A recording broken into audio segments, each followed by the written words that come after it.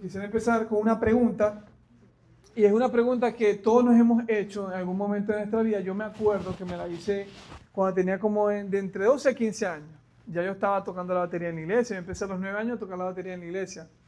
A los 15 años empecé a tocar guitarra, pero aunque yo tocaba la batería en la iglesia y tocaba guitarra y salía de misionero desde muy niño a muchos estados a predicar, yo me seguía preguntando, todavía sirviendo a Dios, ¿para qué estoy en la tierra? ¿Para qué estoy yo aquí? ¿Cuál es el sentido de mi vida? Todavía yo nací en un hogar cristiano, un hogar donde me enseñaron la palabra, y yo servía a Dios desde muy niño, y yo me seguía preguntando esto, ¿y cuál es el sentido de la vida, verdad? Cuando yo tenía como 16 años, que yo tenía como un año tocando guitarra, yo tenía una crisis existencial, porque yo sentía una especie de depresión, y yo no sabía por qué, pero era porque tenía una crisis existencial. Yo no sabía para qué estaba aquí. Yo decía, ¿cuál es el propósito? Yo quería era ser primero cirujano. Después empecé a entrenar como futbolista y quería ser futbolista. Y después empecé a tocar guitarra y yo quería ser el mejor guitarrista del mundo, ¿verdad? En mi mente. Pero como yo veía que todos esos sueños estaban tan lejos, yo entré en una crisis y estaba como deprimido. Y yo sé que era depresión porque yo no sabía por qué me sentía así en ese momento. Ahora yo digo, ya sé por qué me sentía así. Tenía una crisis de vida. Y todos nos hemos hecho esa pregunta en algún momento. Pero ¿cuál es el propósito si todos vivimos, pero todos estudiamos, crecemos, tenemos hijos, trabajamos? Aquí en Estados Unidos pagamos biles y pagamos y pagamos. ¿Cuál es el sentido de esta vida, verdad? Hay otra pregunta también, sería, ¿qué había en la mente de Dios antes de crear la tierra, antes de hacer todo esto? Pero para buena noticia suya y mía, todo está escrito aquí en la palabra de Dios. Todas las respuestas a estas preguntas están aquí. ¿Cuál es el propósito de nuestra vida? Está aquí. Isaías dice que Dios hizo la tierra para que fuera habitada por nosotros. Y puso a Adán y a Eva para que habitaran la tierra y para que se multiplicaran, ¿verdad? Y en el segundo libro de la Biblia, después de Génesis, viene Éxodo, el segundo libro, dice en el capítulo 15, versículo 18, dice, Jehová reinará eternamente y para siempre. Es la primera vez que Dios se revela a nosotros como un rey. En el segundo capítulo de la Biblia. Inmediatamente después de Génesis viene Éxodo y dice, Jehová, Dios, reinará eternamente y para siempre. O sea, nos está diciendo que Él es un rey y que Él agarró esta tierra, la creó para que fuera habitada por nosotros como una colonia. Eso lo hablamos hace unas semanas atrás. Entonces, Dios se reveló como un rey, pero esto que está aquí es un reino de Él. Entonces Él nos puso a nosotros aquí para que reináramos en la tierra con Él. Ese es el primer sentido de la vida, de nuestra vida. Pero Dios creó esta tierra, pero además de esta tierra creó un montón de planetas más. Sabemos que hay una cierta cantidad de planetas aquí, en este sistema solar, pero fuera del sistema solar de nosotros hay más de 5.900 planetas más. Pero si esto nos sorprende, no solamente un sistema solar, hay muchísimos sistemas solares, y en esos sistemas solares hay miles y miles y miles de planetas. Y si no fuera poco, no solamente hay una galaxia. Dicen los científicos que hay de 100.000 a 200.000 galaxias.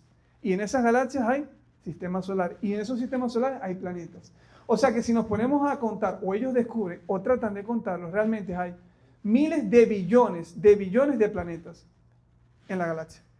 O sea, es increíble.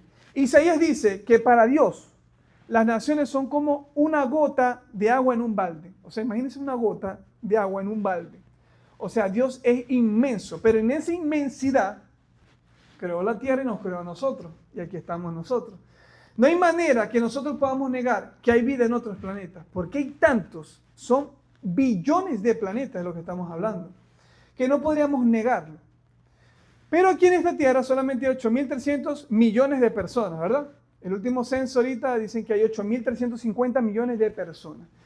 Lo lamentable es que de esas 8.300 millones de personas, muy pocas saben por qué existen en este planeta. Muy poquitas saben. Y algunos lo saben, pero ni siquiera están viviendo para el propósito para el cual Dios los creó. Hay personas que tienen 20 años, aquí tienen 45 años, tienen 60 años, pero todavía no se han respondido por qué existo, por qué estoy aquí en la tierra. No han podido responder cuál es el sentido de la existencia, cuál es el sentido por el cual estamos aquí. Y es una pregunta que tenemos que respondernos porque Si no sabemos por qué estamos aquí, nunca vamos a vivir de acuerdo al propósito de Dios. Nunca vamos a vivir de acuerdo como Él nos planeó. Miren, la religión siempre ha tratado de responder a esto. Siempre ha tratado de responder por qué existimos, cuál es el sentido, por qué está el hombre en la tierra. Pero la religión siempre ha tratado por sus propios medios. El budista, por ejemplo, dice, sigan su propio camino. Pero eso es muy desalentador, porque un humano que fue creado, no se creó a sí mismo, nadie se creó a sí mismo, no puede trazarse su propio camino. Es como un reloj le diga a otro reloj qué tiene que hacer o para qué funciona. Eventualmente el reloj tendría que buscar al fabricante y decirle para qué existo yo, cómo funciono yo, ¿verdad? Algo fabricado no puede responderse a sí mismo para qué sirve. Un teléfono no puede decir para qué sirve. El que creó el teléfono le da la función al teléfono y dice para qué sirve el teléfono. Así funciona. Entonces los budistas creen esto. Sigue tu propio camino. Tú puedes encontrar tu luz. Tienes que cometer errores hasta que encuentres tu luz. El hinduista dice algo parecido también, pero el hinduista cree en la reencarnación. Entonces dice, entre mejor me porto, mejor reencarno, hasta que ese ciclo de reencarnación termine. ¿De dónde lo sacaron? Ni ellos saben. Y también creen en el karma. Los hinduistas, para que ustedes sepan, cuando ustedes escuchen el karma y todo esto, esto es hinduismo. Que existe el karma. Y si me porto mal, ahí está el karma. Y si le hago mal a una persona, ahí está el karma, ¿verdad? Y así hay otras religiones como el Islam. El Islam dice que entre mejor se porten, o sea, si creen y hacen buenas obras, entonces ellos van a estar en el paraíso. Tienen que hacer buenas obras, tienen que hacer algo. Todas las religiones están tratando de hacer algo, tratan de hacer algo para salvarse. Tratan de hacer algo. Los cristianos, miren, tengo que hablar de los cristianos, porque sí, hay que hablar de los cristianos también. Los cristianos, muchos viven 80 años esperando ir al cielo.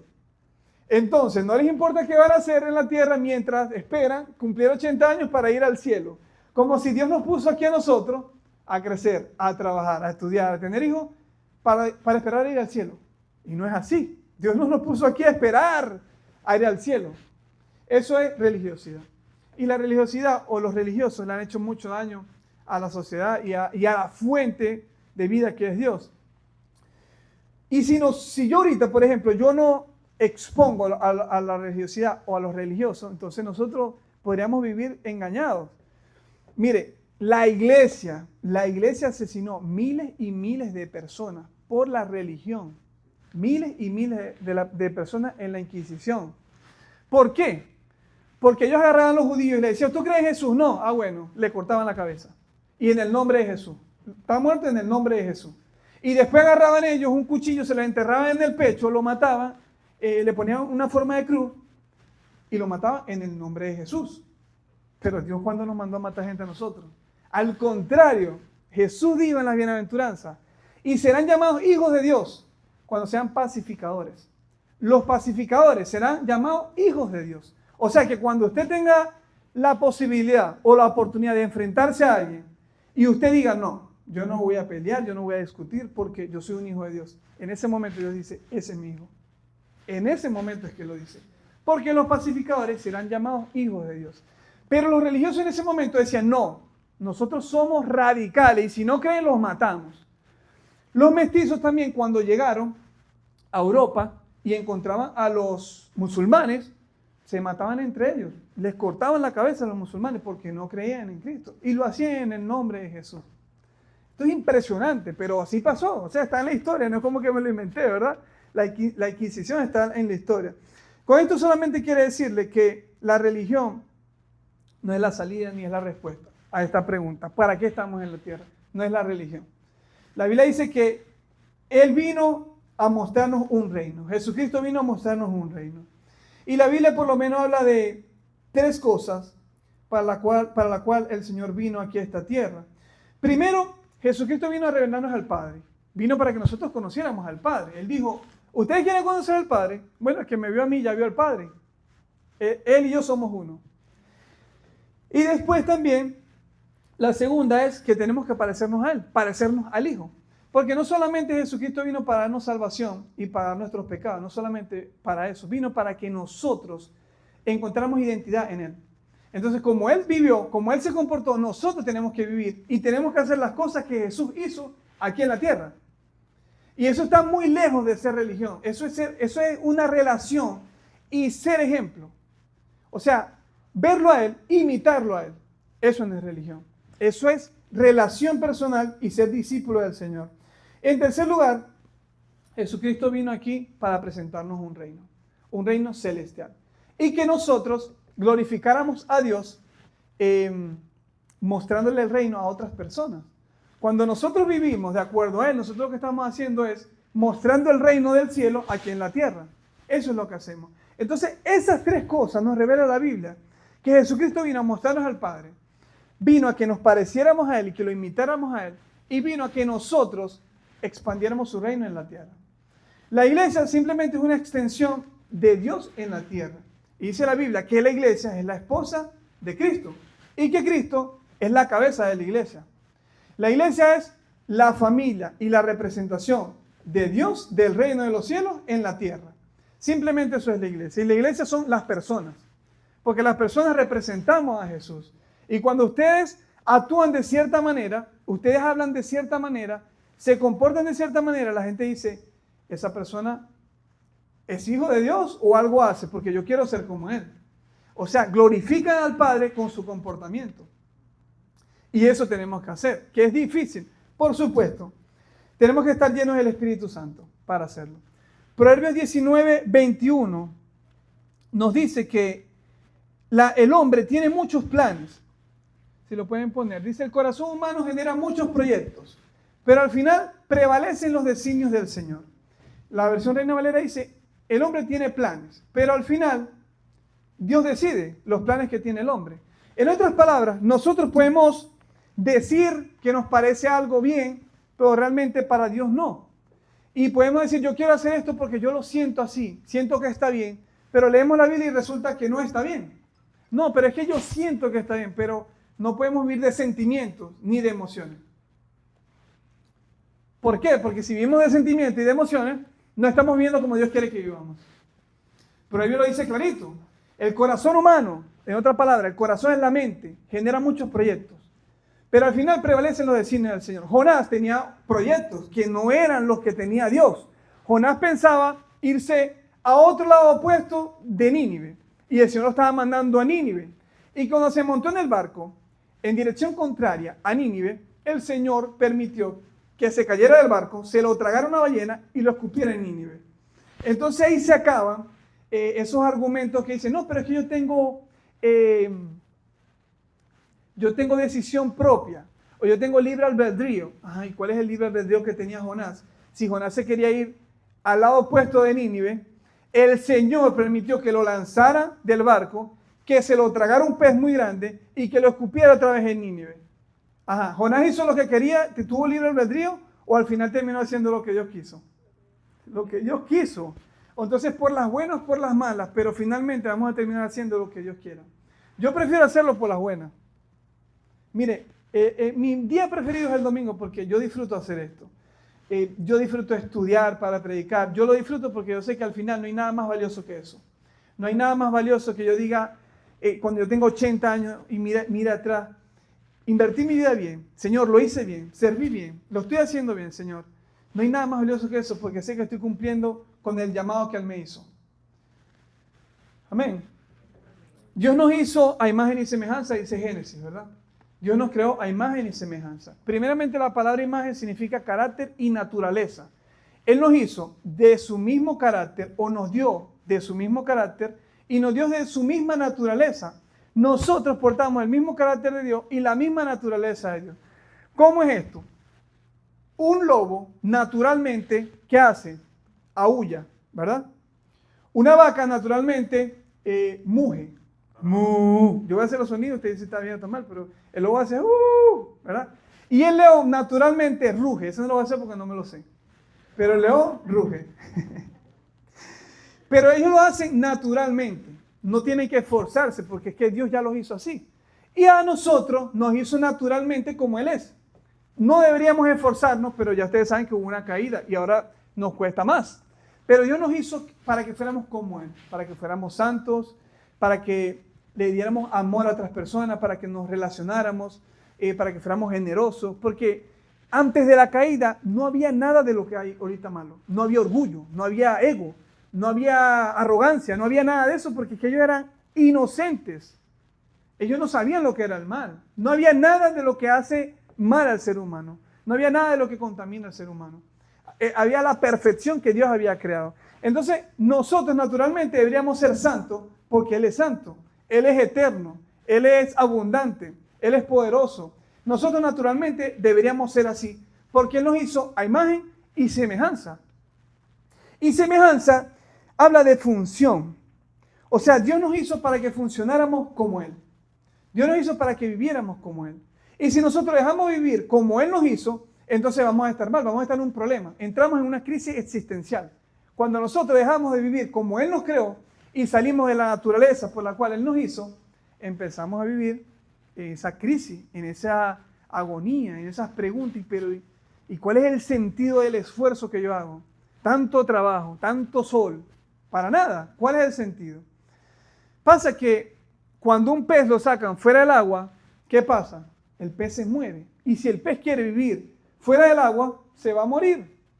Si a una planta la arrancan de la tierra, se seca y se muere. Igual al ser humano. Si al ser humano lo sacan de la presencia de Dios, no tiene sentido. No tiene ningún tipo de sentido porque el ser humano salió de Dios.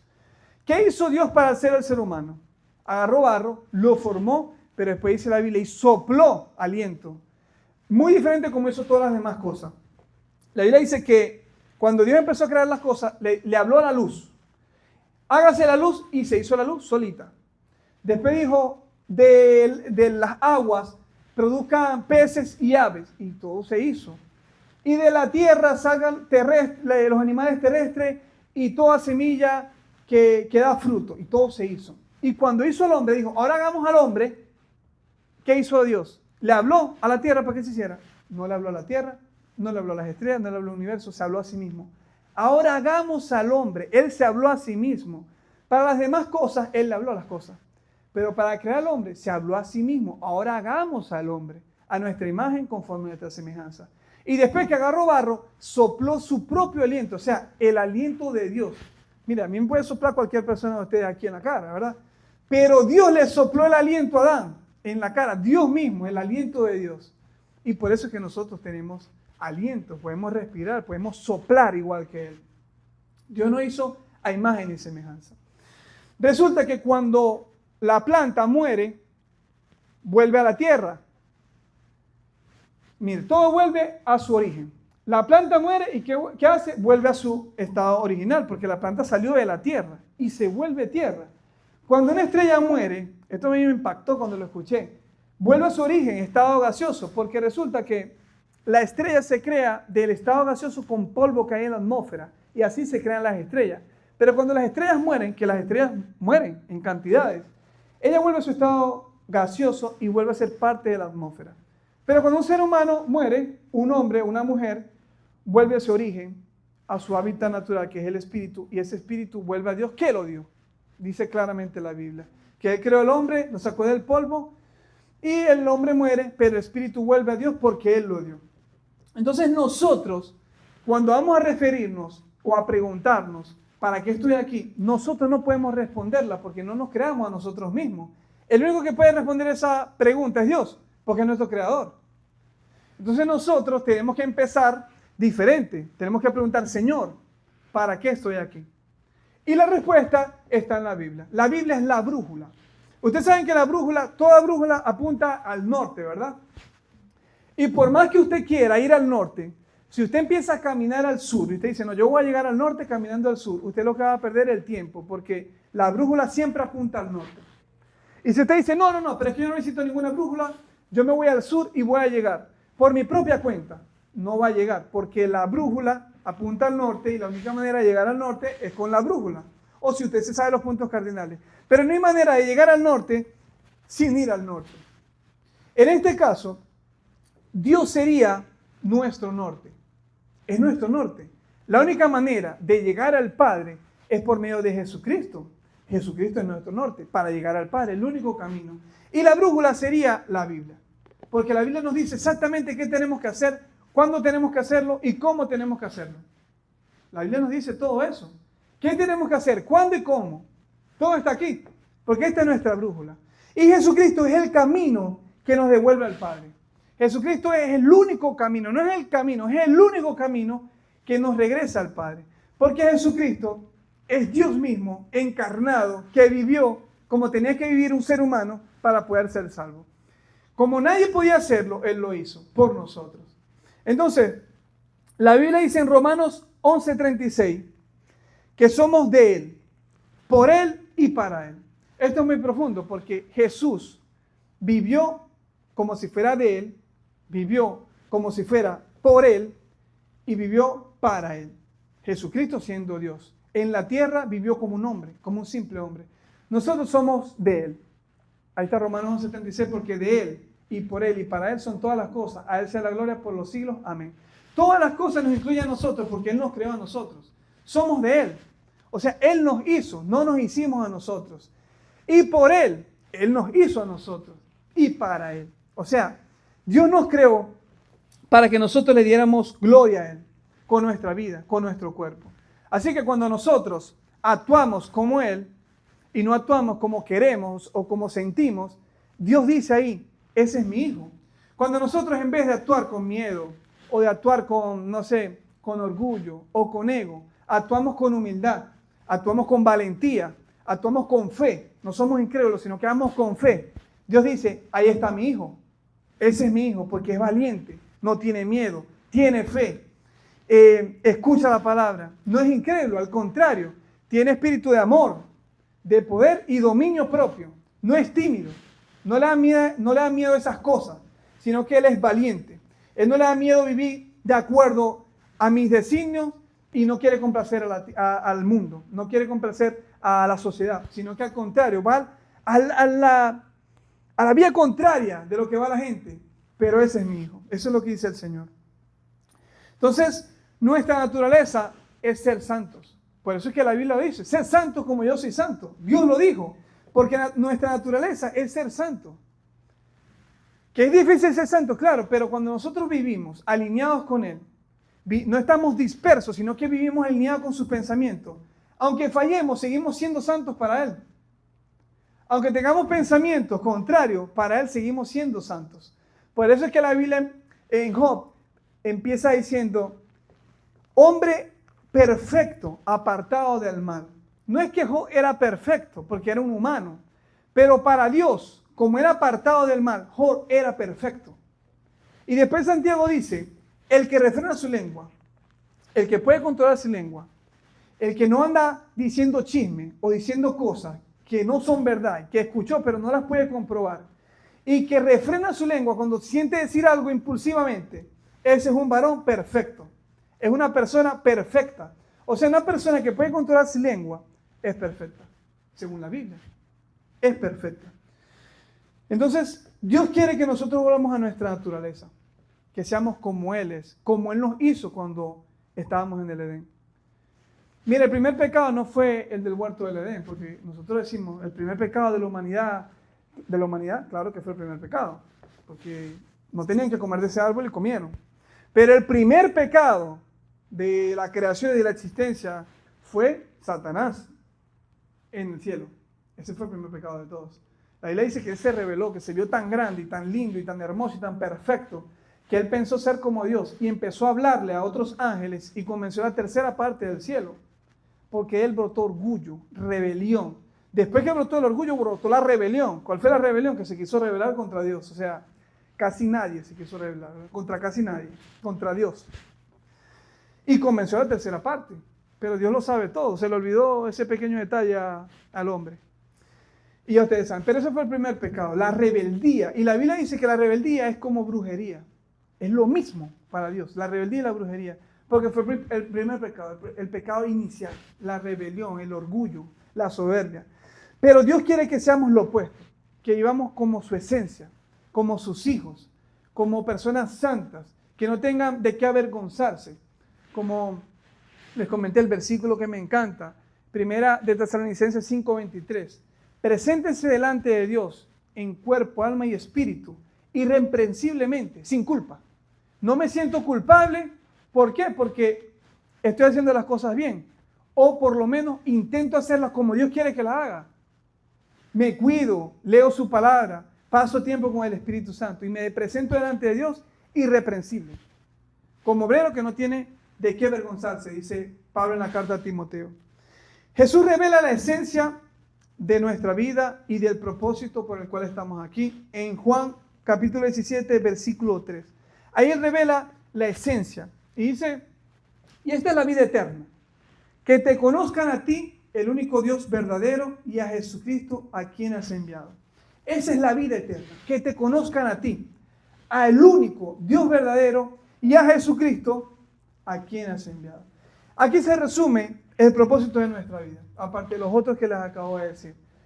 Dice que la vida eterna es que lo conozcan a Él, al Padre, tal como es. ¿Cómo es el Padre? La Biblia dice que Él es omnisciente, o sea, lo sabe todo. Omnipresente, puede estar en cualquier lugar y es omnipotente. Lo puede todo, lo puede hacer todo.